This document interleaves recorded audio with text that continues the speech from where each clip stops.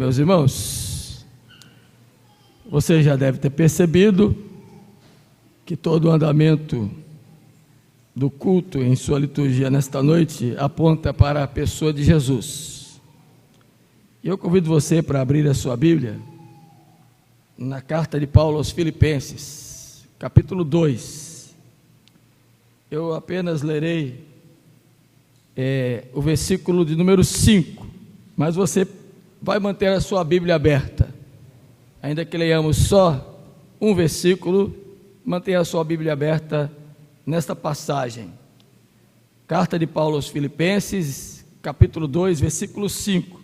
E mesmo assentado, como você se encontra, reverentemente acompanhe a leitura e trabalhe nesta hora somente o seu coração para entender a propositura pela qual o texto nos chama a refletir nesta noite. Filipenses 2:5 diz assim: tende em vós o mesmo sentimento que houve também em Cristo Jesus. Amém.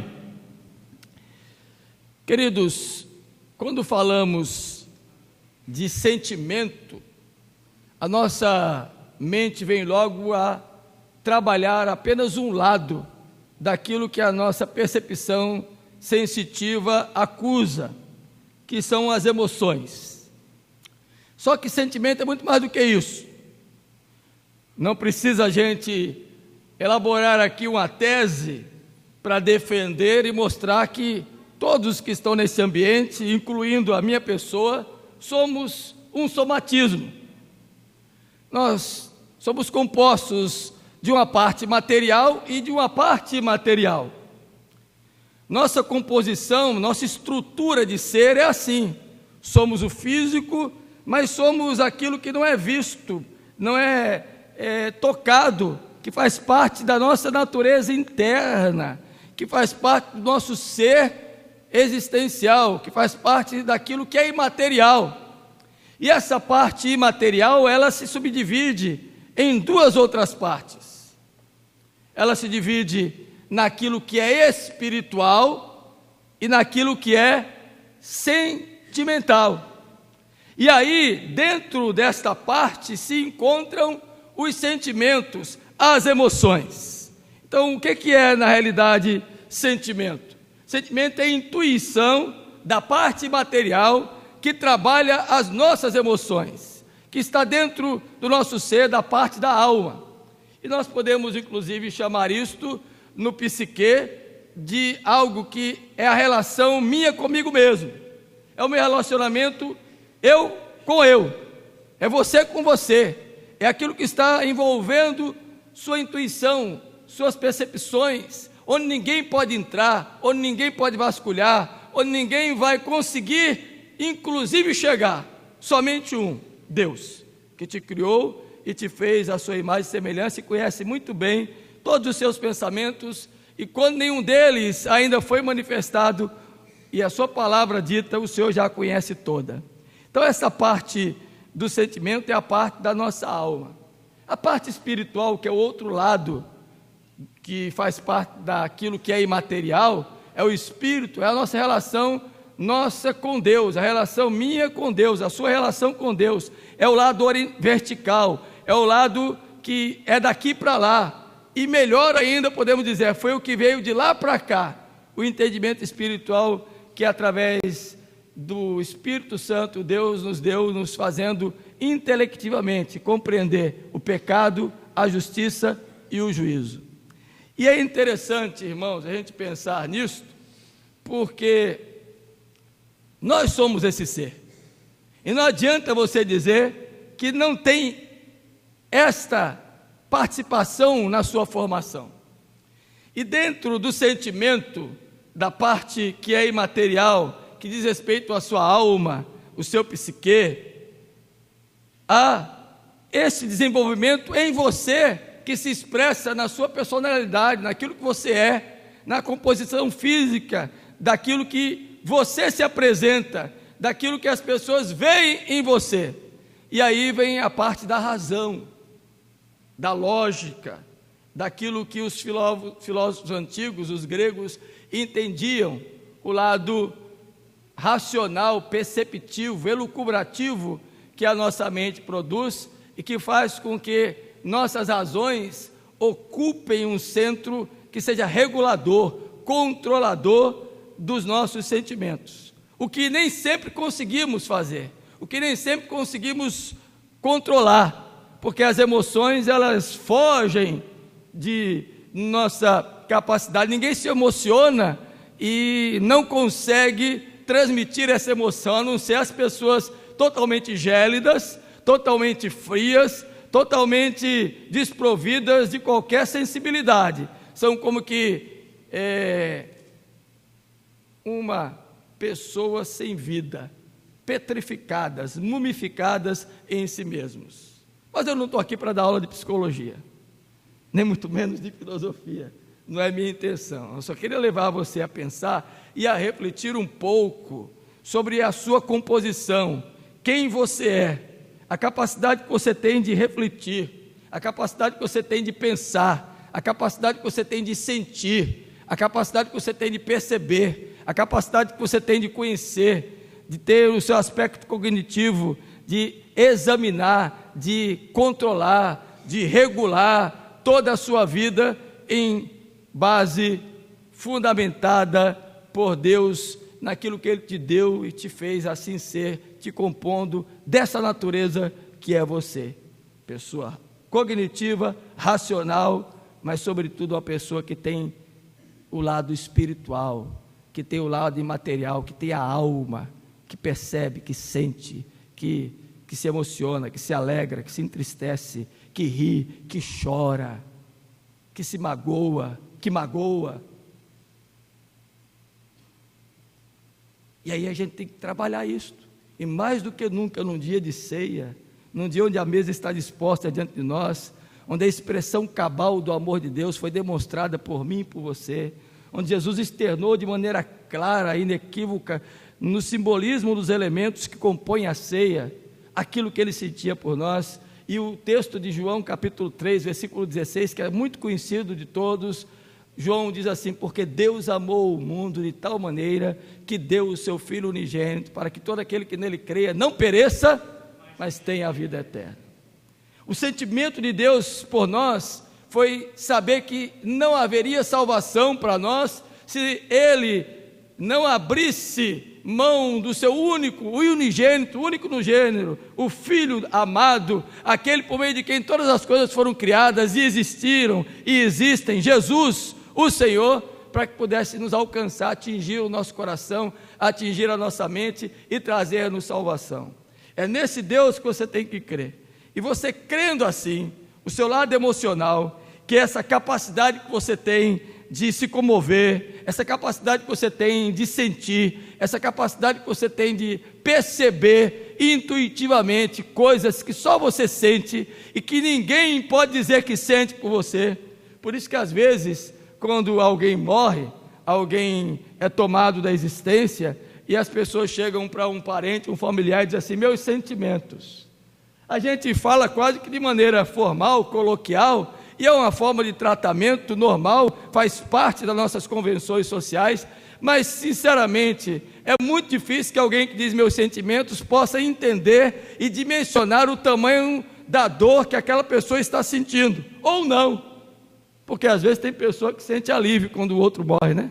Isso ainda bem que já foi, não teve sentimento algum, ao contrário, teve um sentimento de descarrego, de alívio. Em regra não é assim. Em regra, a gente de fato sente e procura demonstrar o sentimento que temos por alguém que está passando aquela dor. Eu só fui entender o que é o sentimento da morte quando ela visitou a nossa casa e o meu pai foi tomado para a glória no dia 30 de agosto de 1984.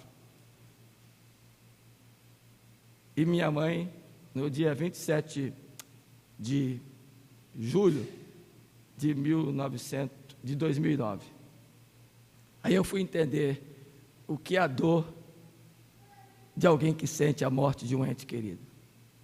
Quem ainda não teve essa dor, imagina como é. mas não sabe, mas tem a capacidade de se comover, tem a capacidade de perceber, tem a capacidade de sentir alguma coisa, tanto é que diz, meus sentimentos. Ou então você está sendo falso, é melhor que não diga. Quando eu não conheço as pessoas, só conheço a pessoa que teve a perda de alguém querido, eu falo, meus sentimentos. Agora, quando eu não conheço, eu só invoco a bênção e o consolo de Deus sobre aquele coração. Porque eu não posso dizer que sinto aquilo que não estou sentindo, porque não conheço as relações nenhuma com aquela pessoa. Mas você tem essa capacidade intuitiva de se comover e de perceber. Ou você nunca se alegrou com alguma coisa também? Alguma coisa te trouxe alegria? Se eu for perguntar para as mães aqui, elas vão dizer qual foi o momento mais feliz da sua vida. Ela vai dizer, foi o dia que nasceu meu filho, minha filha. Apesar de toda a dor, apesar de toda a demanda que teve para parir, ela vai se lembrar disso com muita alegria no coração, e vai se alegrar muito por ter tido seu filho e sua filha. Mas nem sabe, coitada, nem nós que somos pais, quantos sentimentos ainda teremos pelos nossos filhos, ou quantas dores ainda teremos por causa deles. Gente, nós não somos pessoas dissociadas e desconectadas dessa parte intuitiva. E os mais racionais que são, as pessoas mais duras e secas que são, dizem que até os brutos amam. Sentem alguma coisa. Portanto, você sabe o que é sentimento. Guarde isso. Segundo, como é que isso acontece nesse somatismo daquilo que somos? É a capacidade moral que nós conseguimos como indivíduo, como pessoas, como seres, reunir razão e emoção. E essa capacidade de reunião dessas duas coisas formam a nossa visão do que é moral, do que é ético, do que é certo, do que é correto. Se não tivermos isso, nós não vamos ter nenhuma capacidade de avaliação. Nós vamos dizer, como lemos ainda há pouco, que o amargo é doce e que o doce é amargo. Temos que fazer na nossa mente, no nosso cérebro, nas nossas emoções, essa divisão do certo e do errado, do correto e do que não é correto, do que é mal e do que é bom. Essa capacidade Deus nos deu, e nós só vamos conhecer isto quando tomarmos a reunião do que é racional com o que é emocional, para podermos inclusive perceber tudo o que nos cerca, todas as coisas que acontecem ao nosso redor. E eu quero dizer para vocês que tanto o sentimento, a intuição, quanto a razão, a lógica racional, não são incompatíveis entre si, convivem juntas.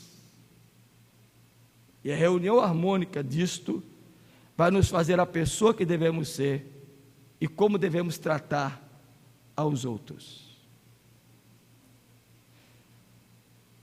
E onde é que isso acontece? Como disse no início, acontece em nossa alma, acontece na nossa estrutura interior, nessa capacidade anímica que Deus nos dotou. Ninguém que está nesse auditório aqui é desalmado. É até uma expressão usada para a gente que comete esses crimes hediondos, né? Que praticam estas agressões inomináveis. Em regra a gente diz desalmado. Mas não, ele tem alma, ele não é desalmado. A ação dele é que foi de alguém que não tem sensações, não tem emoções, inclusive é gélido, não dá valor a nada que importa. O que faz sentido para muitos, para ele é indiferente, mas ele tem alma, e esta alma que assim vive vai sofrer as agruras da morte, do inferno, porque em tempo não olhou para Cristo Jesus, que pode nos dotar e nos capacitar de sentimentos que ele teve. E aqui eu quero que você volte os olhos para o texto, depois de fazer esta apresentação conceitual e de definição da composição do nosso ser, do que é a alma. Pense comigo algumas coisas e veja se não tem sentido tudo que eu falei aqui nesta noite. Versículo 5 novamente, o que diz aí?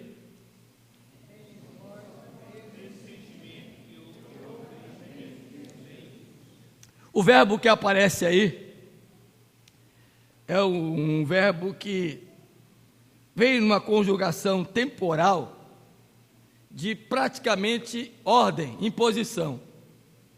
E veja só, ter o quê que a gente tem que ter? Sentimento. Mas que sentimento é o que a gente deve ter? O mesmo que houve em quem? Em Cristo Jesus.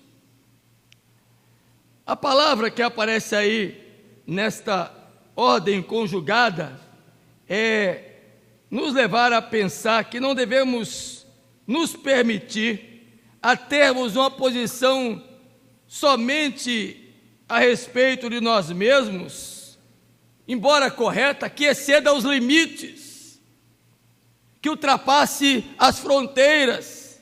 Por mais correto que nos achemos, por mais certos que julguemos estar, nós devemos ter um sentimento tão controlado à luz do exemplo de Cristo Jesus, que não vamos ultrapassar o limite daquilo que sentimos. Pelo contrário, nós vamos pensar prioritariamente no outro. Agora veja o versículo 4, que antecede a essa expressão que Paulo diz aqui, pela qual devemos ter em relação ao sentimento que devemos possuir igual ao de Cristo Jesus. Olha o que ele diz: não tenha cada um em vista o que é propriamente seu, senão também cada qual o que é dos outros. Já observou? Se você pegar o texto só do 5 para frente, você vai ficar desconectado do que Paulo estava querendo passar para a igreja de Filipos. Na verdade, o que ele está querendo dizer? Que você tem um sentimento altruísta, que não seja o dono da verdade, por mais correto que você pense estar. Veja como o texto prossegue, capítulo de número 2 de Filipenses, versículo 6. Pois ele quem? Jesus, subsistindo em forma de Deus, não julgou com usurpação o ser igual a Deus, antes a si mesmo se esvaziou, assumindo a forma de servo, tornando-se em semelhança de homens, e reconhecido em figura humana, a si mesmo se humilhou, tornando-se obediente até a morte, morte de cruz. O que aí Paulo está dizendo?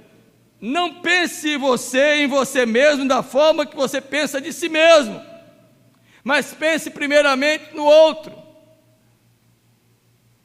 Porque assim Jesus fez. Ele era Deus, mas não julgou o ser igual a Deus, nem muito menos usurpou dessa condição de ser Deus, dizer eu sou Deus, não vou, não, pelo contrário, ele se esvaziou, assumiu a forma de um homem, nasceu de mulher, nasceu num ambiente, num lugar que não lhe era devido, numa manjedoura, foi filho de um carpinteiro, usou toda a sua vida no meio dos que precisavam, trafegou pelas estradas da Palestina, pisou o pó e a terra daquela região, sentiu fome, sentiu sede, se compadeceu, amou, foi odiado, abriu mão, não disse eu sou Deus e não vou, pelo contrário, ele se humilhou e foi obediente até a morte, morte de cruz.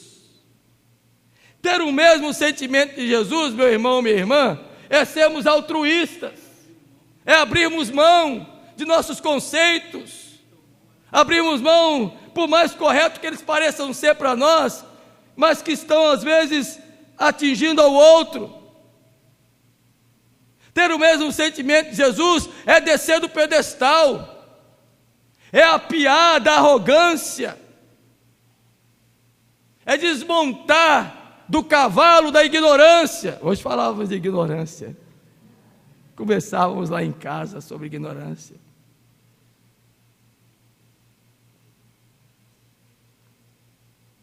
E aí, mais um adágio do meu sogro, eu aprendi hoje. me foi trazido.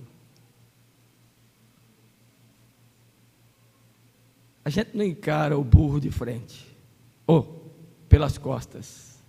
A gente encara de frente, porque se encarar pelas costas pode tomar um coice. Não é? Igual aquela moça da novela que tomou uns 3 coices de Policarpo.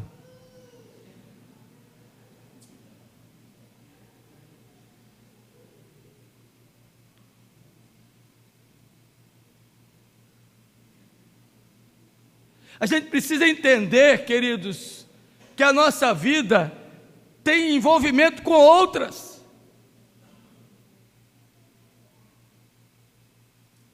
Nós não estamos sós no planeta Terra, não. E nem somos ilhados. Nós convivemos com outras pessoas. Então precisamos apiar de nossa arrogância, de nossos conceitos próprios,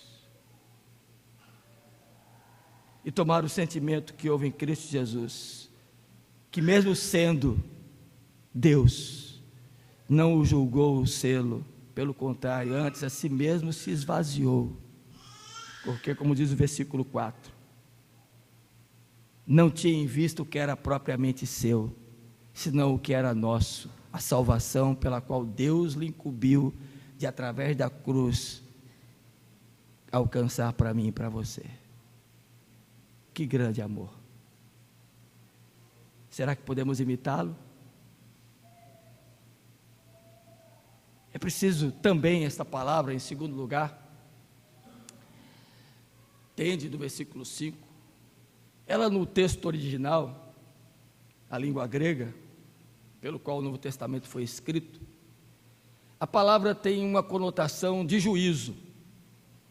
Era a palavra usada para aqueles que estavam no tribunal e presidiam os tribunais, os juízes, os magistrados. Que justamente por ali estarem, terem sido colocados, têm a capacidade para julgar, e supostamente, assim pelo menos na justiça humana, a gente pensa que um juiz sempre vai usar a sua capacidade de juízo com base nos autos, e vai estabelecer a sentença e prolatá-la de acordo com o que os autos trazem de documentação, nada mais além disso. Às vezes eles erram, às vezes eles julgam indevidamente, porque alguns juízes são venais, tem outros interesses, mas em regra, supõe-se que ele tem a capacidade para julgar e julgar corretamente. A palavra tem esse sentido que Deus quer nos dizer: tenham em vocês o sentimento, a capacidade de se autoavaliarem, de julgarem vocês mesmos, para saberem se estão fazendo ou não o que é certo, se vão sentenciar corretamente ou não o que vocês pensam, o que vocês entendem a respeito de vocês mesmos e a respeito dos outros, e sobretudo a respeito de Deus em Cristo Jesus. E por fim, irmãos, essa palavra tinha uma outra conotação. Veja como a língua grega ela é rica, e às vezes não traz tradução para nós nenhuma, e só aparece a pequena palavrinha tende o que? O mesmo sentimento de quem? O sentimento que houve em Cristo Jesus. A palavra também significava o esforço que nós temos que ter para nos interessarmos pelo outro. E quando eu penso nisso, eu fico imaginando, será que eu tenho me esforçado? Você sabe o que é esforço?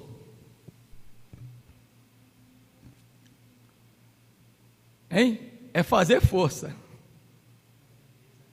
Hein? É uma grandeza física. É uma premissa da física, né? Fazer força. Bom, tem gente que mexe com cálculo, né? É uma grandeza física. E ela é aplicada para dizer para a gente que eu tenho que ter algo que seja maior. Eu ia dizer mais grande. Mas pense assim, nessa linguagem bem coloquial errada, algo que é mais grande do que você. Permitam-me o equívoco linguístico da nossa linda língua portuguesa. Mas, meu irmãozinho, minha irmãzinha, não é fácil ter o mesmo sentimento de Cristo Jesus, demanda esforço. E se eu me permitir não me esforçar para ir contra aquilo que de fato eu sou, eu vou ser levado por aquilo que eu sou, natureza caída.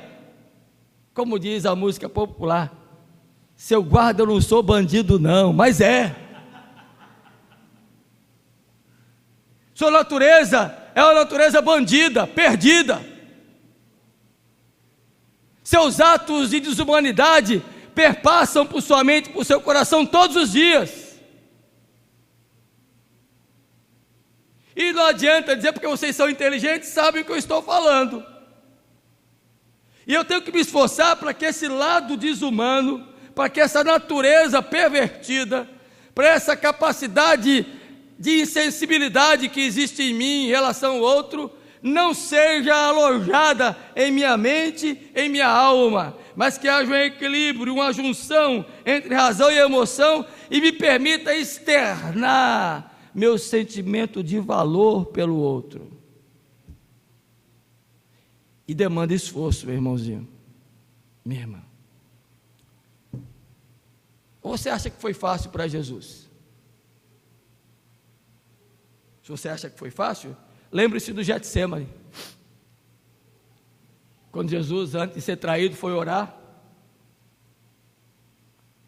naquela grande agonia, onde chegou a transpirar sangue, tamanha foi a emoção e a razão dele com relação à obediência da morte de cruz que ele teria que enfrentar, e ele ora ao Pai e diz: Pai, se possível, afasta de mim esse cálice. Que agonia! Pai, se não tiver outro jeito, eu vou à morte, mas se puder, passa de mim esse cálice. Como não havia, ele então foi entregue, traído,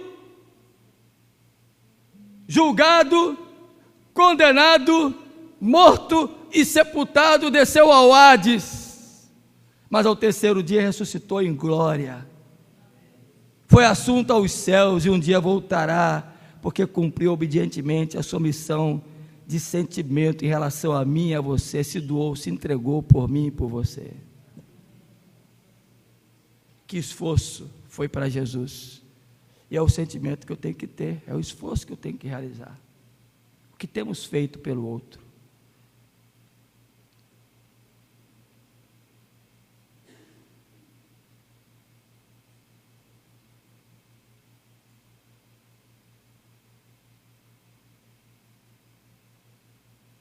A palavra sentimento, que é a outra palavra que aparece aí, é a palavra que é traduzida não apenas por intuição e por emoção. A ideia de Paulo é que ele está dizendo aos crentes de Filipos: entendam o que Jesus fez por vocês,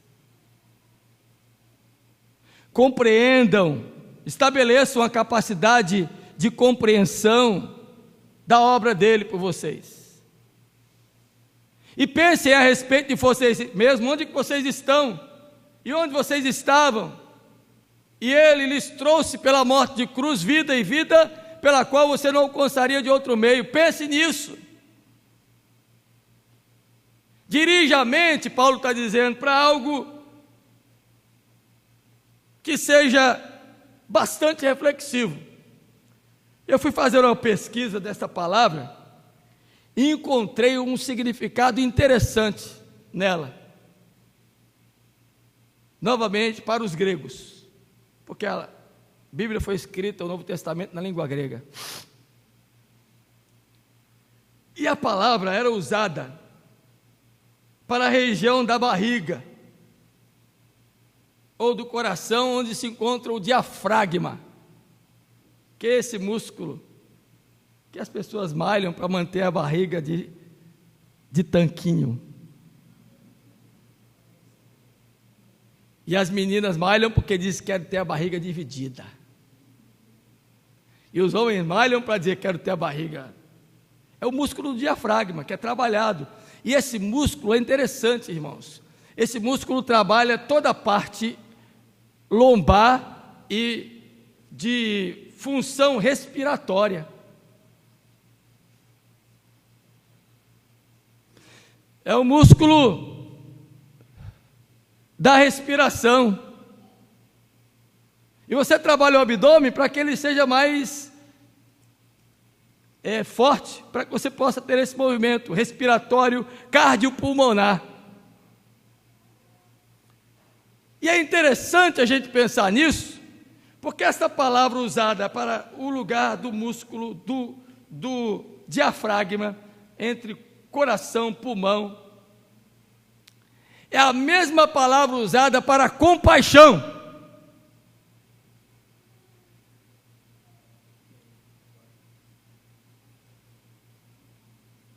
Você sabe o que é compaixão?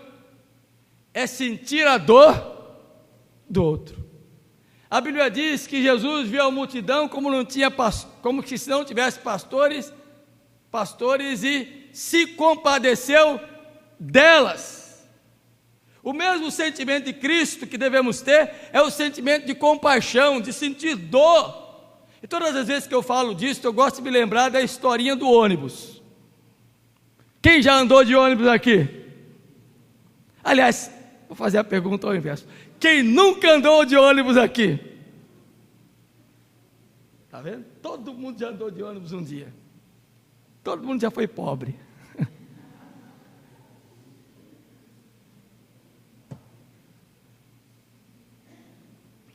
Você já levou no ônibus uma cotovelada quando está lá naquele balanço assim, aí escorrega, você é mais baixinho, não consegue, está ali. Aí escapa a mão do outro e pum! Já levou? Algumas pessoas não. Gustavo já balançou aqui, eu nunca levei essa. Mas já levou uma bolada no baba? Já levou uma cotovelada no baba? Ah, e centroavante leva. É uma dor. A respiração foge, parece que o ar vai embora. E quem já teve isso, a sensação é de morte. Nem sabe se vai voltar. Aí corre todo mundo em cima, em vez de afastar para poder ter mais oxigênio e respirar, corre todo mundo para cima. Mas compaixão é isso, é uma dor tamanha que a gente tem que sentir pelo outro, pela necessidade do outro, pelo que o outro está sofrendo, que move o meu interior, que faz com que o meu coração pulse em direção a, que a minha respiração seja o oxigênio que vai fazer com que eu faça alguma coisa por alguém. Foi isso que Jesus fez por nós. E aí eu quero concluir dizendo para você algumas coisas que Jesus fez. O texto diz que ele não usurpou o direito que era dele, ou seja, não tomou a força, não reivindicou para si. O texto diz que ele se esvaziou, significa abriu mão, privou-se, não buscou a própria glória. O texto diz que ele se humilhou, ou seja, não foi arrogante, não teve uma opinião própria a respeito de quem ele era. O texto diz que ele foi obediente, escutou atentamente, cumpriu o seu ministério, a sua missão, levou a cabo, e o apóstolo, escrevendo a carta aos Hebreus, diz que cabalmente cumpriu a sua obra. Então é isso que nós devemos possuir, é esse sentimento de Cristo que eu devo ter. E pensa aqui comigo, de forma prática, que eu vou finalizar agora.